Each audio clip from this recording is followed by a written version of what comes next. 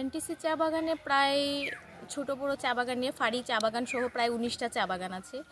এই 19টা চা বাগানে আজকে প্রায় 10 সপ্তাহ ধরে কোনো তলব নাই, তারপর হচ্ছে রেশন নাই, এগুলো হচ্ছে বন্ধ আছে। চা শ্রমিকরা আসলে কাজ করার পরেও মজুরি পাচ্ছে না। তো এই ইয়েতে আর কতদিন চলবে? এটা আসলে চা বাগানের মানুষের জন্য অত্যন্ত একটা দুঃখের বিষয় যে চা বাগানের মানুষগুলো এতদিন ধরে না খেয়ে আছে। এখনও পর্যন্ত রাজপথে কিন্তু চা বাগানের শ্রমিকরা নামে নাই। তবে যদি এই বকেয়া যদি পরিশোধ না করা হয় তাহলে অবশ্যই রাজপথে নামা হবে, খুব শীঘ্রই নামবে। আর চা বাগানের মানুষরা যেভাবে আন্দোলনের সাথে রাজপথে নামবে, তখন আমরাও তাদের সাথে থাকবো, তাদের সাথে আন্দোলন করবো এবং দাবি আদায় করার চেষ্টা করবো আর কি।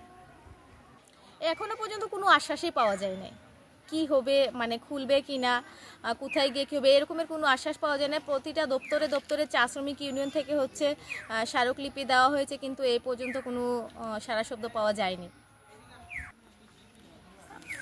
19টা চা বাগান যেহেতু বন্ধ আছে, এখানে মনে করেন যে প্রায় হবে 20-25 হাজার শ্রমিক এখানে হচ্ছে না খেয়ে তাদের জীবনযাপন পার করছে। এখনও পর্যন্ত এরকমভাবে কোনো ধরনের কোনো সহযোগিতা, মানুষ যদি সহযোগিতাও করে একটা চা বাগানে করলো, কিন্তু বাকিগুলোতে তো আর সম্ভব হবে না। এতগুলো মানুষকে কীভাবে সহযোগিতা করবে?